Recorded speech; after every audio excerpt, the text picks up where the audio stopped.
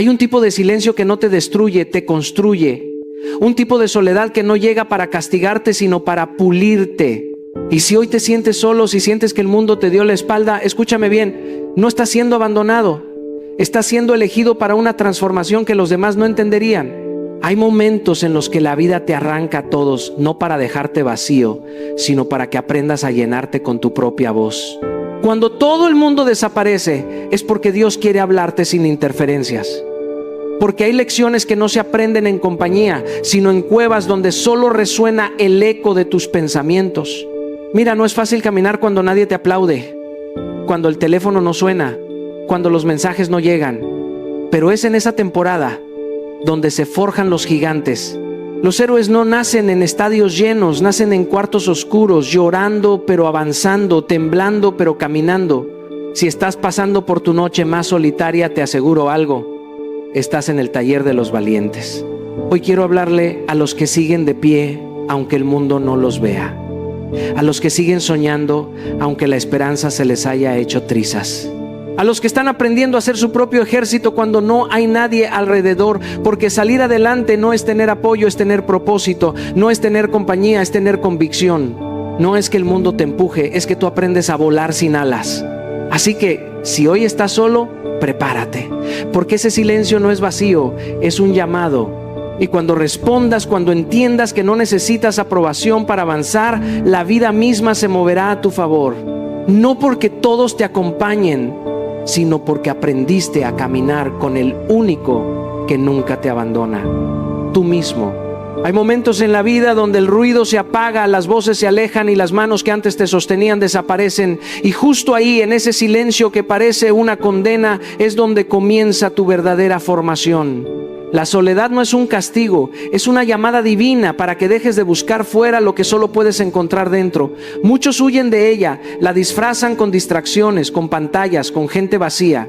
Pero los grandes, los que construyen legados, los que se reinventan y transforman su dolor en oro, abrazaron ese silencio hasta convertirlo en un templo.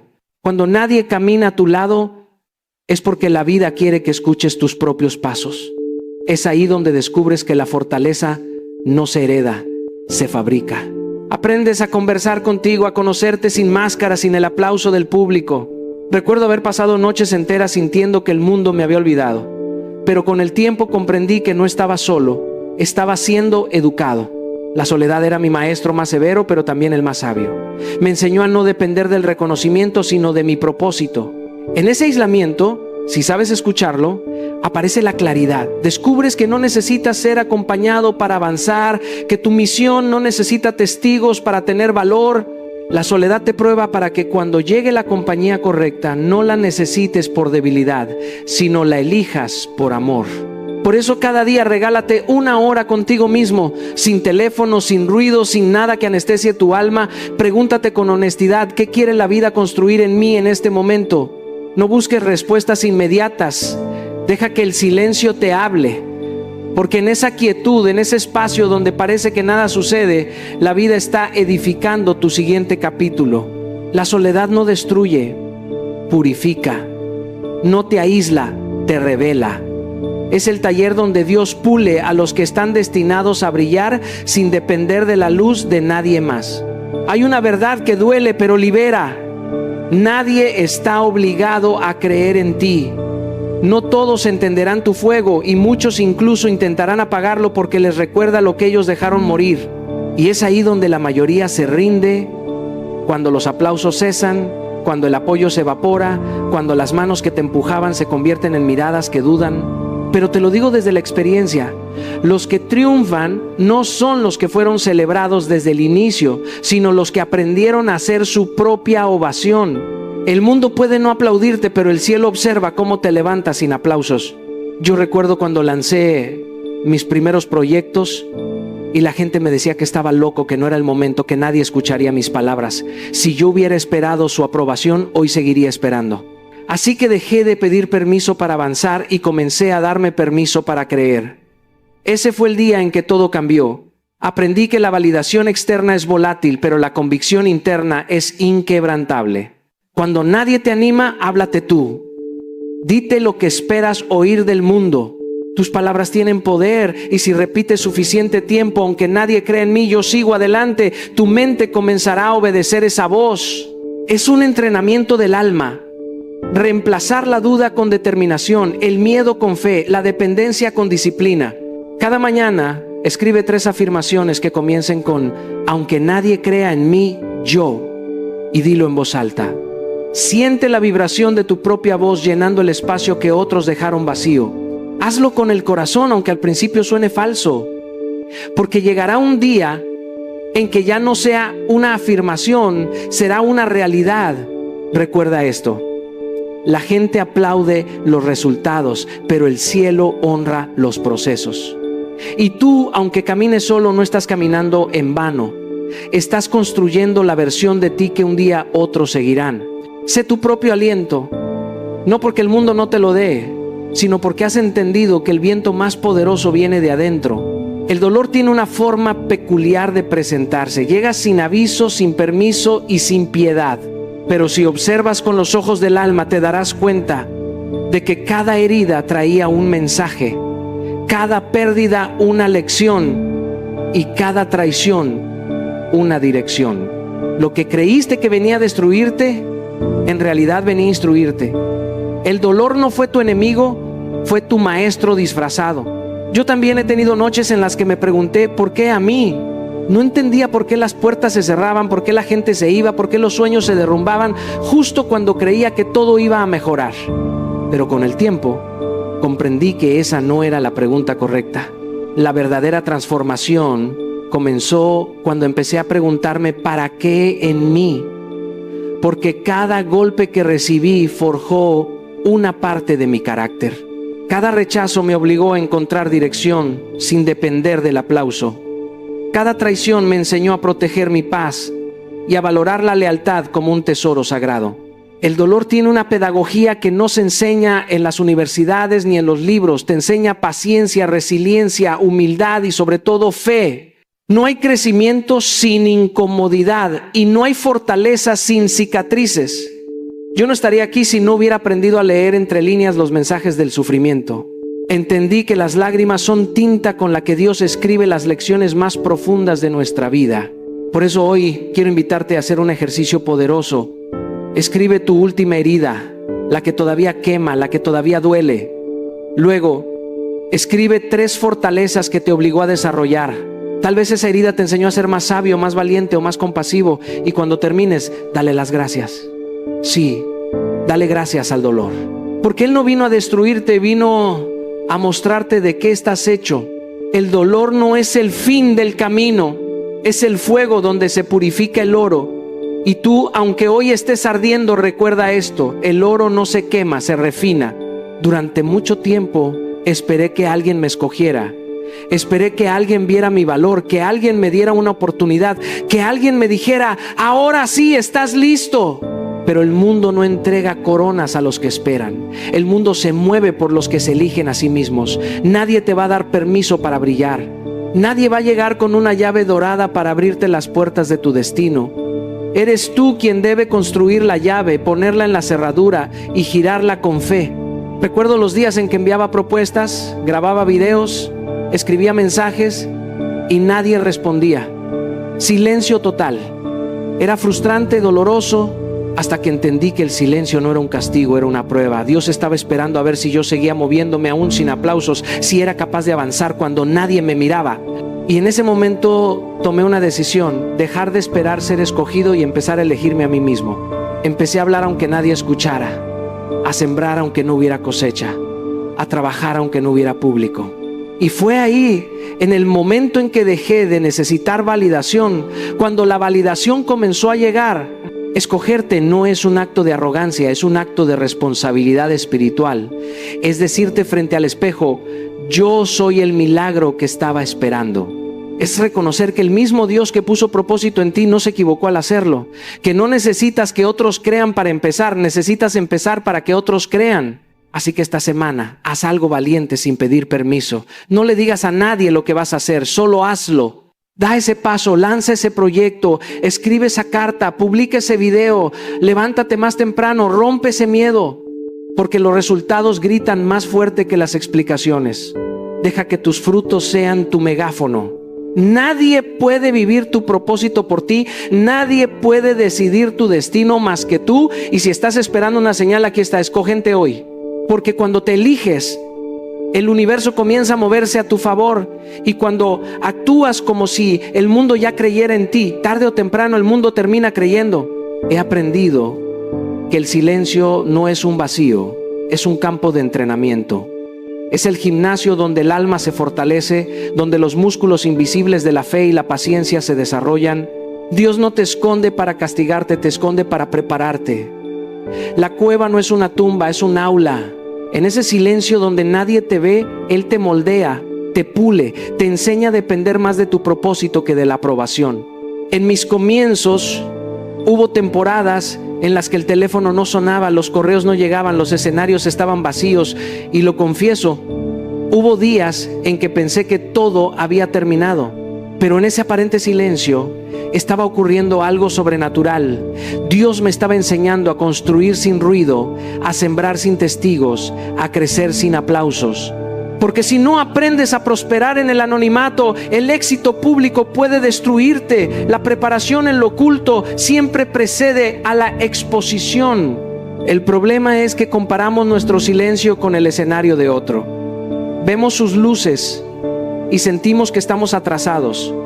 Pero cada alma tiene su propio ritmo, cada semilla su propia estación.